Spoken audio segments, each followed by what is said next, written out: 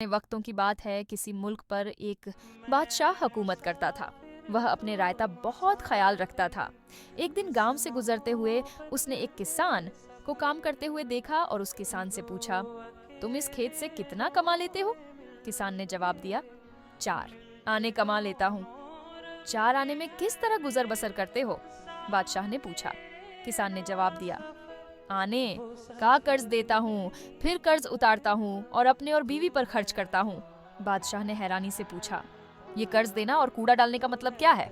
किसान ने बड़ी दानाई से जवाब दिया, कर्ज उतारने का मतलब है अपने खेत पर खर्च करता हूँ, आना कर्ज देने का मतलब है अपनी औलाद पर खर्च करता हूँ और कुएं में डालने से मुराद अल्लाह की राह में खर्च करता हूँ।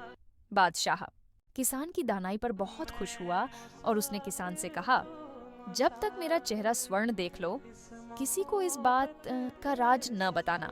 अगले दिन बादशाह अपने महल में तमाम वजहों से इस बात का जिक्र करते हुए उनसे यही सवाल करता है। कोई भी इसका जवाब न दे सका, मगर बादशाह का वजीर एक दिन की मोहलत लेकर उसी गांव की तरफ चल पड़ा। वजीर ने किसान से इसका जवाब पूछा तो किसान ने उसे बादशाह की शर्त के बारे में आगाह किया और कहा, मुझे 100 अशर्फियां दो, दोनों में सारी बात तुम्हें बता दूंगा।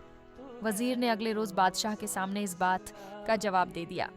बादशाह बबूला हो गया और उसने किसान को अपने पास बुलाया। किसान ने इस बात का जिक्र किया तो किसान ने कहा, मैंने तो शैम्पू पर आपका चेहरा देखकर ही वह बात किसी को बताए। महल में बैठे स्थानीय वजीर किसान की दानाई पर दंग रह गए थे कि बादशाह ने किसान के स्तन आय को देखते हुए उसको अपना वजीर मुकर्रर कर दिया और सारे फैसले और मशवरे उससे करने लगा था। इस कहानी से हमें यह सबक मिलता है कि हमें हर काम शब्द और अक्ल के साथ सरंजाम देना चाहिए, जिसके नतीजे में हमें कामयाबी जरूर मिलती है।